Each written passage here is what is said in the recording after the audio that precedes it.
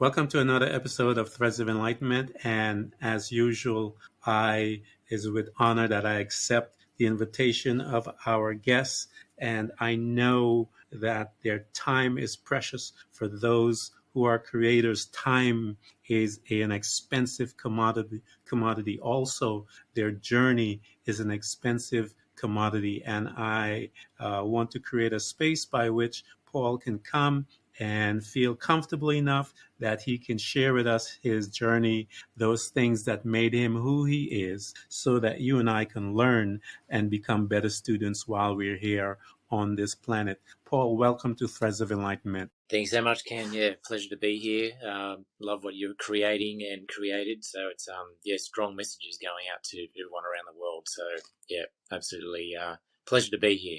Oh man, it's a pleasure to have you. I love hearing about people's journey because it houses much wisdom, and I like asking those questions to kind of pull those things out of the people so that they can share it with us. Paul, I want you to tell us all the things that you have created today. I know you have much, and tell them where you at today and those things that you have given birth to so far. Yeah, absolutely.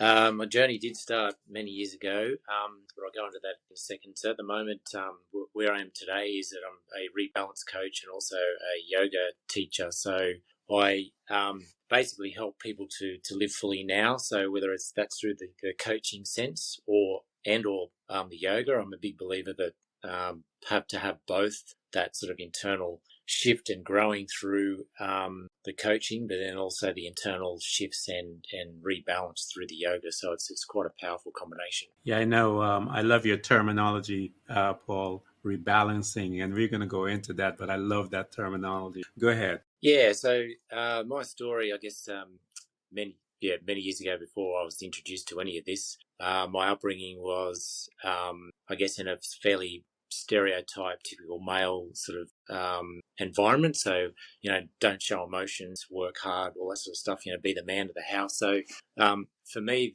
breaking away from that was quite substantial. And even back at the time when I was, in my upbringing, I sort of wasn't really connected to that and felt a bit of an outsider. It wasn't, I guess, until I was introduced to yoga and to, I guess, I was always connected and curious about the Eastern culture and stepping away from the Western culture. I'm born and bred in Australia, so stepping away from that was actually quite an easy thing. But I was never was always looking for the right person to be, I guess, introduced to me and exposed to that different ways, and that came through Swami Sarasvati here in Australia, and starting to sort of look at that way of life, not so much the physical form, but accepting, I guess, life as it is, and then really accepting the simple things in life more than dwelling on the things I hadn't had or didn't have at the time, and then just bringing gratitude in each day. So that was probably one of the biggest things that I learned back then when I was sort of introduced to that whole, I guess, different way of living, especially in the Western world. So that was a big shift. So I know you alluded to it a little, but I want to go back a little, Paul, because I believe that it is in our home upbringing that something happens to us. And a situation usually happens to us, but as children, we interpret it differently.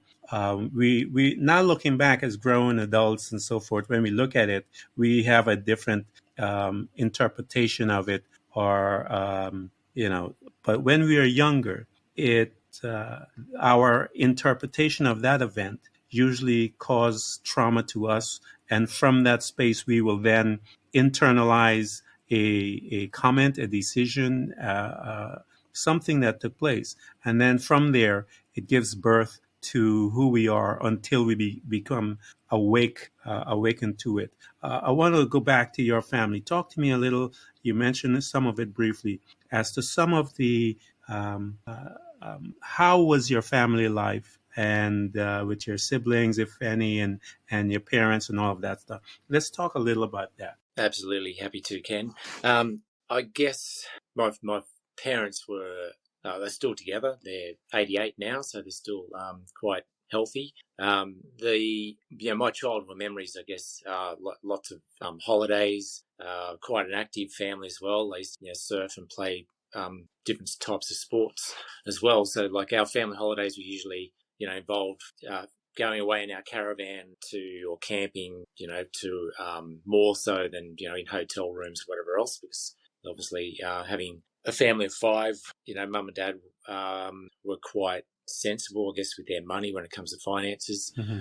From a relationship point of view, like we all got on very well. Like I've got two older brothers. The thing that I've learned, I guess, through that whole relationship thing is that it can't sometimes, I guess, the relationship side of things could be not expressing, deep feelings and sort of staying sort of at that sort of surface level or superficial level. Mm-hmm. And that's one of the things I sort of learned through my journey is that, yes, you can certainly be with someone and be at that surface level and try not to rock the boat. But when it's having those deep, meaningful conversations is one thing that sort of I learned as I was going, through my life and changes as well. Yeah. Did you not having that aspect in your life? Did it prompt you to want to have deeper relationships or conversation with people, or how did it form you? Did it cause you to desire to have it different, or you just that's how you thought it was? A bit of both. Like, I mean, don't get me wrong. Like, there was, my parents poured like extreme amount of love into us, and I guess that's where I've learned that sort of like connecting to self-love and also connecting to love in general and pouring that into others. I mean, that was one thing that I learned from my grandparents or grandfather especially. So that was passed on through some generations. But I guess it's from the communication side of things. I guess that I thought that was normal. And then I sort of stepped into a relationship and a marriage, which I left after about 10 years. And now I'm with my beautiful wife, Veronica, which is a totally different story, like different relationship. Yeah. But until, I didn't really know any different. So I sort of carried that, I guess, through, and got caught up in the doing more than the heart-to-heart connection. And that's when, I started to look around thinking, well, this isn't normal. Like there's so many people in my life around me that are going through the motions. Yeah. Doing the society, or getting, doing the expectations of society. And I didn't sort of want to be caught up in that sort of, I guess, spiral or expectations for the rest of my life. So that's when I sort of started to question a lot of things. Yeah, I love that space when we get there, Paul, when we begin to look at what society deems normal.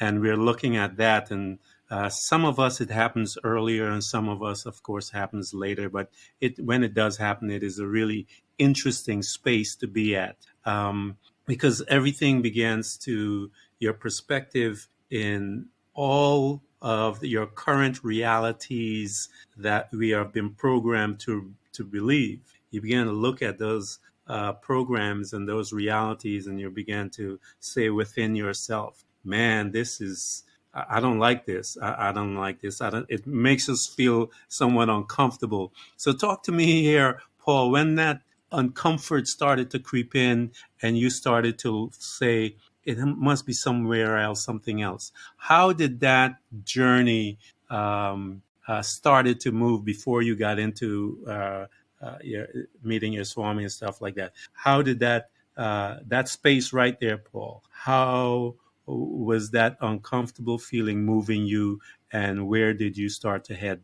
I guess I was really, in the relationship side of things, I was definitely looking for external factors to bring that happiness and that connection in. So whether it was through, other friends or friends groups or, I didn't really know where to look. So it was quite confusing at the time, but I knew there was something lacking there. I guess looking back now, and this is what I guess I talk to and support through the coaching side of things. It's really just I was aware that there was something wrong. So, even I've got sort of people that I know now sort of still in that phase where they're just totally unaware. So for me, it was the awareness side of things first, and then, absolutely fearful of like the next steps, what that's going to look like. Yeah. However, it got to a point where, it's actually quite exhausting. So, once it got to that point, then, I was pretty much ready to move into the next phase of life, no matter what that looked like. And that the fear just went away then. And once I actually made a decision, I'm thinking about back to when I actually, moved on from my marriage. It was as soon as I sort of, made that decision that this is actually not working. It's sort of like it was like that, the world lifted off my shoulders. But it took a while to get to that point, through, Yeah. obviously counselling and talking and stuff. So it wasn't just an overnight thing. And I think you touched on it just before just in the introduction before the recording started. It's a process. And, Yes. things just don't happen overnight. So, that's I guess the beauty of living really, because we do learn from things and we can make decisions to move and be that creator that you spoke of earlier. Yeah, if the reason why I asked that question and I kept you here a little, Paul, because I know a lot of people are right there, and the unknown causes them much fear, and you alluded to some of that, and that's why I wanted you to elaborate a little so that you can Sure. they can see how you began to move from that space, because I know a lot of people are stuck there, and I tell them the reason why they're stuck there, Paul, is simply because they haven't made a decision yet. Because the human being, the mind, and all of those things are simply, and the energy and the power within us as entities is the lack of a decision, because it needs something to hold on to move us through. And you said you made the decision because the stagnation became so just tiring to you and exhausting that you had to move. And that's why I wanted you to elaborate there, is that Sure. Yeah. people need to understand that you just got to move, man. And I'm glad that you made that step. And that's why I wanted to have you engaged there. Yeah, no, that's the point, Ken. And the other thing too just came up, like, I looked at my grandparents' relationship, and sure, they were together till they moved on from this world. But it's they slept in separate beds. Like it's one of those things that generation, I guess, did a lot. But as I grew older, into teenage years, I knew that sort of wasn't the healthiest relationship. Mm-hmm. So one of the things and I looked up to my grandfather a lot, and he was a bit of a role model in certain areas of my life. But it's one of those things when I looked at his relationship and I'm thinking, well, I don't want to be his age and in that relationship. Not, I guess, having that pure connection that everyone deserves. So that was one of the other factors too when I was going through the decision making and what to do. That definitely drove me to know that there's something better out there for me and everyone, and not to just stick around in something, whether it's a job or whether it's a relationship or whatever it might be, just because I'm in there. It's like you said, it's just making the move is the I guess takes that inner strength and courage to actually put your hand up and think this is not working, and then actually to make the move is, I feel, is more courageous than staying in the actual position that a lot of people we can get in. I believe, Paul, that embarking on your personal journey of enlightenment, as you mentioned to me, enlightenment means that you and I are engaged in this lifelong relationship to become better students of ourselves. It takes courage, Paul. I tell people it takes a lot of courage, because you are stepping out from the beyond the programming, the normalcy that they program us and said, no, this is the way that you should go. Get married, have the white picket fence, go to the job. And when you start looking at that perspective and go, wait a minute, I want a little more out of the game. It takes a degree of courage, as you stated, to make that step, to go against that stuff. And usually we will look into our family. One of the things that drove me was I had a relationship with my dad that was stagnant, and I wanted to have a relationship with my kids, with my boys. And so I fought to make sure that I have that relationship. But I could have only done that, Paul, by looking at what I had, looking at what I had with my father, and then saying, this particular model I don't want. I want a different model.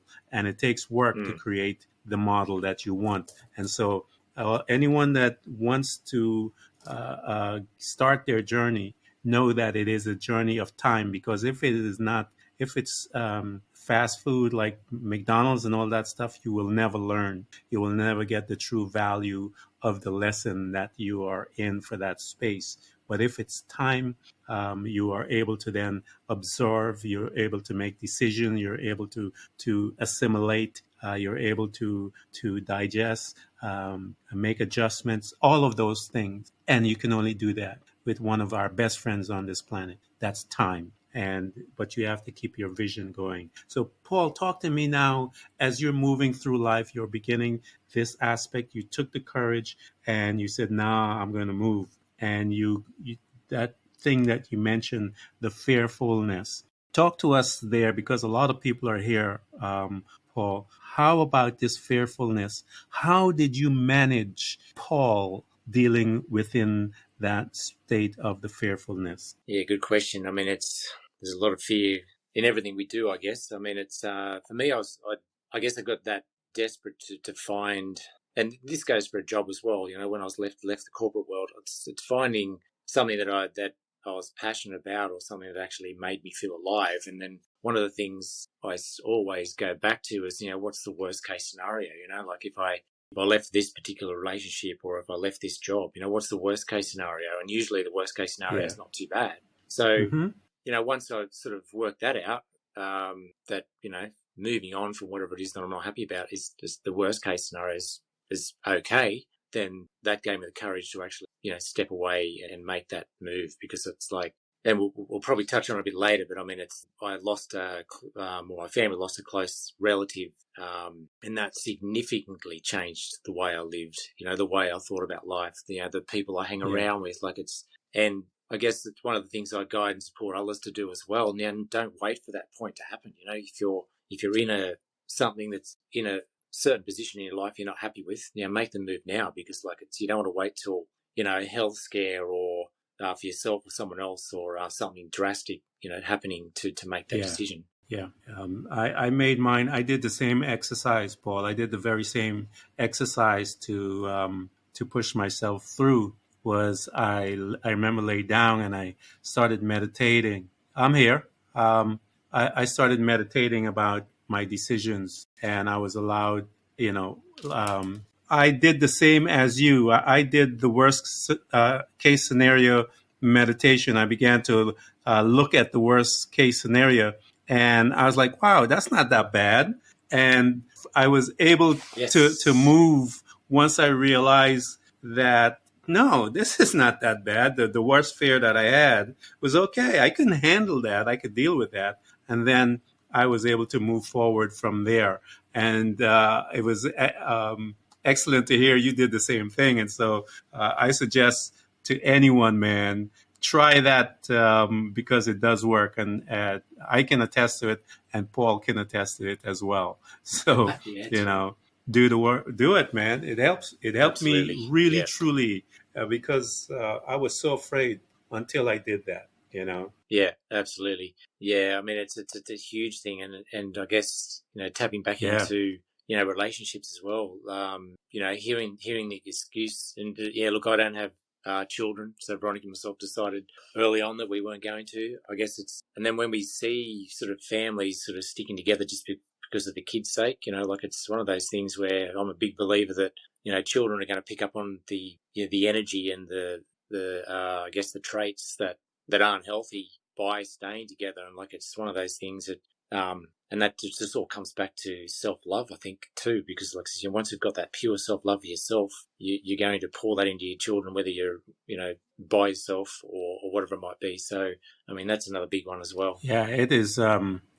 We are spirits, and I think that's our problem. I believe we don't focus on the fact that we are energy that comes into the body, and that we are housed within the body. When the energy leaves this body, people call that the spirit of man. That's who we are. And once the body gives out, and we have no use for it, we are then the body. I tell people, Paul, simply keep you and I legal here on this planet, right here, because outside of the body, we would be able to travel anywhere. So we are legally housed here because of the body. And because we are legally housed here, there is something for us to learn. And we need to become, that's why I said we become students of ourselves, because we are here to learn. So here you are. You had mentioned it a couple of times, Paul, and I wanted to stay here a little because this is a very important part of personal growth, about the self-love and loving the self enough not to stay in a marriage, loving the self enough not to stay in a workplace that is crippling you internally, to love yourself enough not to do all of these things that we do all in the name of staying within what they program us to believe normal and the way it should be. And talk to us a little about this space of self-love. How did you approach it? You mentioned a little, you saw some from your family and so forth, but I want to know, how did you approach it in your being, and help in your personal growth? Yeah, absolutely. Happy to share. So I guess numerous things. So one of the things that I remember doing is writing out 100 traits or 100 things what I loved about myself. I mean, when I first started, I got to like 10, then I maybe got to 12. And I'm thinking, wow, how am I going to get to 100?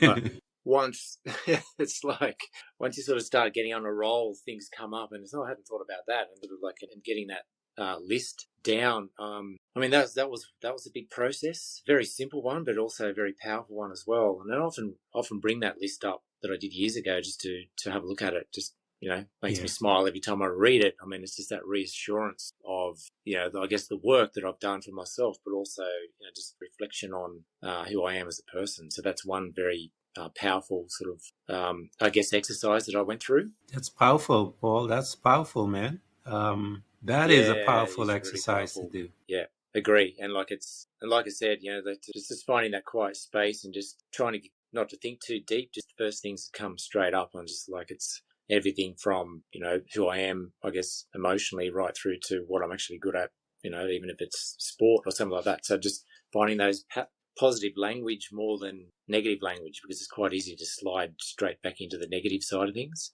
Wow. So music's another big one for me. So and that's where I guess the yoga side of things, and also some of the techniques I use in the coaching, is to move the body in a certain way that feels connected. Mm-hmm. And certain types of, I guess, music and movement can bring that self-love into it.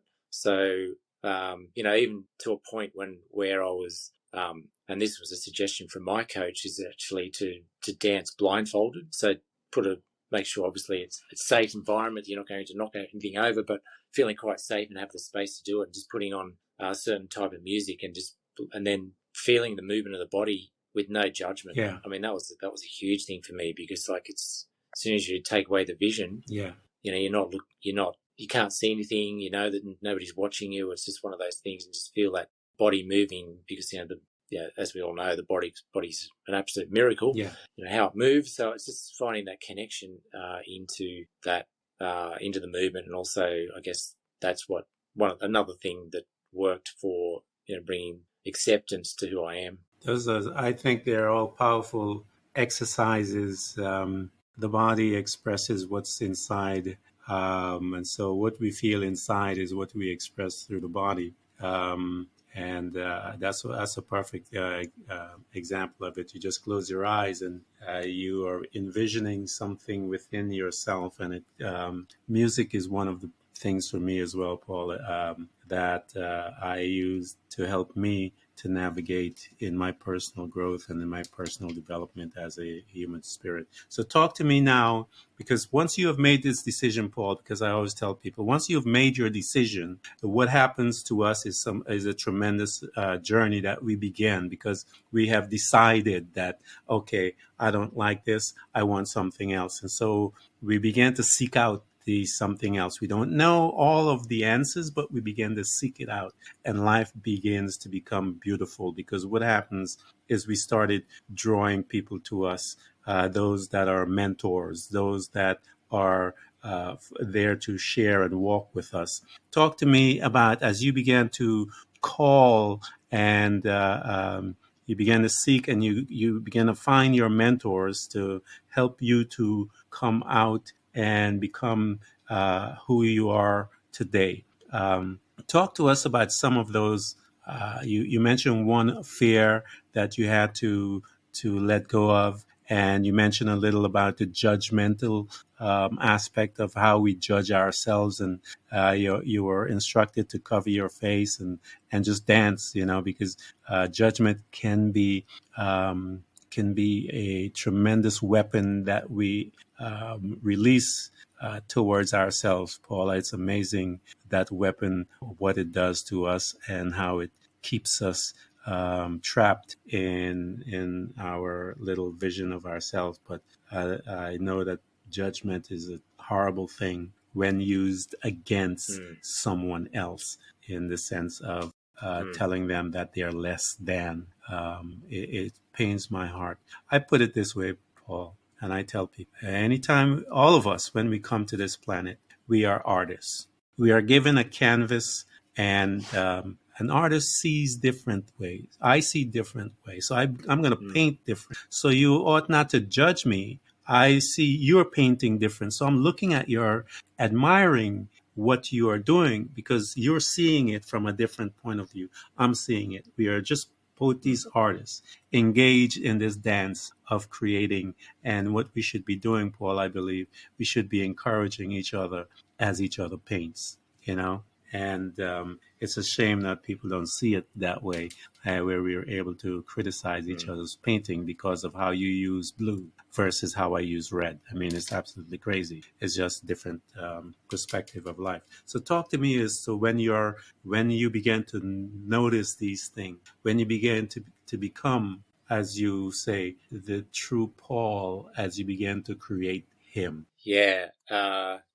Excellent question, that one, Ken. I guess when I was making the big shifts, I really didn't know what was important to me. And that was one of the things I was a little bit confused about. So I remember doing an exercise where I wrote, again, it was just a journaling exercise, things I enjoyed doing. So, and the values that I wanted to live my life by and do live my life by. So that was one of the things, I guess, the foundations of stepping into the unknown, and then taking away any judgment of what I'd previously done, and then going, okay, well, it's like pretty much a baseline that I'm going to work with. This is the things I enjoy. These are my values, and this is how I'm going to start to transforming, and I guess trying to be that better person, or that changed person on a daily basis to make that shift. So and you sort of mentioned about the judgment, and the one thing that popped up actually is a book that someone gave me years ago called The Four Agreements. Yes, and love it. It's a powerful book. And I think the first agreement is be impeccable with your word. Mm-hmm. So for me, that was a huge thing, because it's not just the word that we speak; it's our internal word as well. So what we're telling ourselves. So that was I guess, a process to understand what that actually meant. So it's not just like the judging word of, judging someone else, is actually judging, myself. Yeah. So, that was a massive, eye-opener to me. And I mean, there's so much in that one agreement that can probably be a whole podcast just on being impeccable with your word. Yeah. But I mean, it's, that was a very, I guess, it was just a great realization of, how powerful our self-talk is. Whether you're telling yourself negative things or whether you're telling yourself positive things, it changes basically, the whole cell structure in the body reacts to it. So that was a big learning thing for me. Yeah, I had my sons. By the way, Paul, I love the exercises that you have implemented and you did on yourself, utilizing all the questions and how those exercises are designed to cause you to become an investigator, a detective, to dig deeper within yourself to get the answers and to put them out. I love that approach that you do. I took an exercise as my kids, and I showed them the power of words and the instantaneous effect of that. And I took my eldest son and my youngest, and I had them stand facing each other. And the eldest, I told him to say, I am weak, I am this. I had him for a while just said negative words. And I had him put his hands out, and I had his younger brother came, and I told Joshua, pull your brother's hand down. And I told Jonathan, keep your hand strong out as hard as, just don't move it. And that his little brother just put his hand, just touched his brother's hand, and it dropped to the ground. And I said, Jonathan, no, hold it. You can't. I mean, this is your little brother. You can't let him do this to you. And I said, keep saying the negative words. And his little brother would touch his hand, Paul, and would sink. And so I told Joshua, I said, Joshua, I want you to say now, I am strong, I am powerful, and say it for a little while. And I told Jonathan, his elder brother, I said, now I want you to move his hand. Joshua, don't let him drop. He couldn't move it. And I told him, I said, that is how I wanted you to see the instantaneous effect of what happens to you on a cellular level based on what you say. And I use that example to tell them, say, now think about it. If someone is saying that every day in their life for X amount of years, what is it doing to them? And my kids, I guess they had that eureka moment, and they learned how to manage their words, as you and I dictated that you had to learn how to manage it, the power of it, and do it. So here, Paul, when you now start moving forward here, I want you to talk to me when you looked internally and said, and you discovered from your journey that being this rebalancing coach, and how did that terminology came about? How did that vision? How did you? How were you impregnated with that terminology, and how did you give birth to that terminology, that business? Yeah. Great question. I mean, it's around just bringing balance to all the life areas. So one of the things I found early on when I started the journey of the rebalance coach, that someone might be working on relationships, and then thinking that was the major issue they wanted to change or work on, but it had a significant impact on the rest of their life areas, such as their career or their wealth or health or whatever it might have been. So as soon as they shifted in one area, like all the other areas seemed to adjust in a positive way. So that was that's how the terminology came about, and the idea that it's not just working on one specific life area. It's all life areas. It's all aspects of their life. Absolutely right. And I love that. I've heard it many times in my life, but having the conversation with you in the format by which you are incorporating it within your lifestyle, putting a system to it, system meaning the incorporation of the yoga and all of the other things. Talk to us, Paul, about the yoga and the application of the place of silence, that space between. I tell them the breath is the bridge between the natural and the supernatural, and yoga is a tool that, when utilized, can engage the human spirit into a tremendous amount of power from all aspects of life, mental, from their soul, from their spirit, from their body. Talk to us a little about your incorporation of that and some of the benefits that comes from it spiritually, from the soul, and from the natural realm. Yeah, happy to, Ken. So, I mean, the yoga that I teach is, and what I guess, going back to Swami, her father was a guru, so her, I guess, the lineage of the tradition has been passed down, I guess, through generations. So it's Hatha Yoga, so it's quite a spiritual practice. So you mentioned there about the breath. It is more connecting to the breath and just having that place of stillness. So, I mean, in our society, obviously, everyone's doing things a million miles an hour. So it's having that permission to, or allowing our body and mind to slow down, connecting it to the breath. I mean, it's more so than the physical movement, bringing the physical movement in, connecting it to the breath just brings total balance, physically and mentally, but then also that connection spiritual as well. So from a grounding point of view to feeling, intuitive, and having that, I guess, holistic feeling.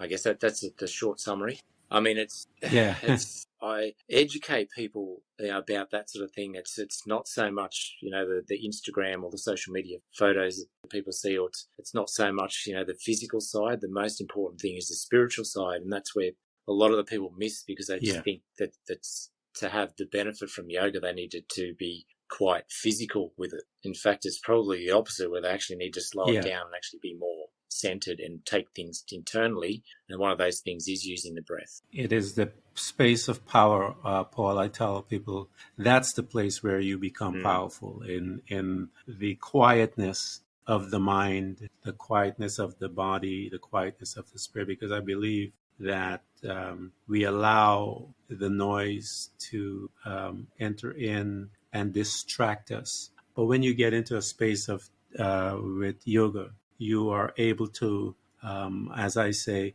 you're able even to use the noise, Paul, within that space to accomplish a spiritual growth. And so it's a powerful place to be. You're able to, because I utilize meditation in my life, and that is where I balance my day. As you say, I balance my day, I control it there, so that once I am up and I am moving in the space of what we call that dream state of normalness or normality that is within the space of the world, I have been in my space of quietness, and the energy that emanates from that world, unless I give it permission to come in, it doesn't affect me. And it's amazing how when someone like yourself is teaching the ancient arts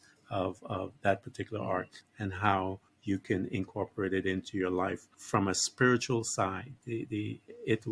It'll change your life, Paul, and it has yours. Yeah, absolutely. And guys, all of you that are listening to us, I mean, this has been a really beautiful conversation as far as I'm concerned, because I love what Paul has done, in the sense that those are some 100 or something questions, Paul. That is powerful stuff, because that will make you dig. And I'm so glad to hear that you did that. I'm going to try and see if I could come up with 5 or 10, man. But that is a powerful tool, Paul. The other tool that you utilize is what we talked about as, worst case scenario, powerful tool.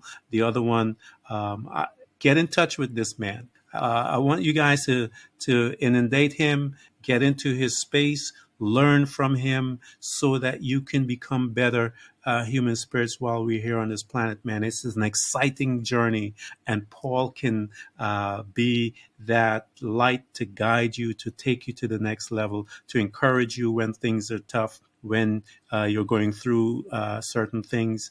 And I'm sure that he will make himself available for those who have questions, so that you can talk to him, garner wisdom, so that you can change your life and your family's life. Paul did it, and he will want you from the bottom of his heart to make sure that you can do it too. Paul, talk to the people as to how they can get in touch with you. We provide these things to them too, but I want you to talk to them. And even those, Paul, that are you feel in your heart to talk about, just let it have his, let it go, man. Yeah, I guess my big passion in life is for everyone to live fully now and not wait till something happens, like I mentioned before. So that's the big driver in me to I guess raise or support and guide others to come up with that level, and just have that passion for life to live fully now and not wait. So that's the big driver for me. So yeah. I mean, one of the areas that contact and stay in contact is, I do have a private Facebook group called Live Fully Now with Paul Wrightson. So that's a private group, where people share and we connect in I guess a safe environment.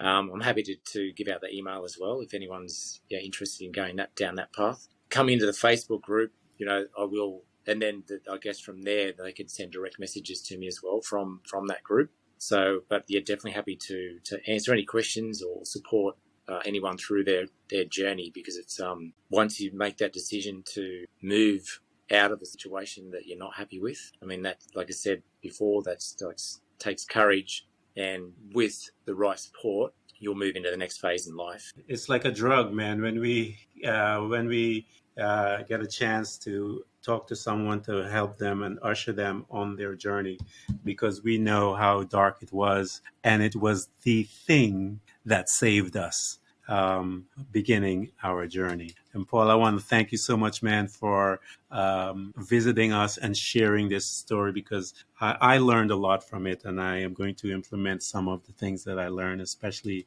some of the tools that you mentioned, because I want to learn more about who I am, Paul. I just getting started, man.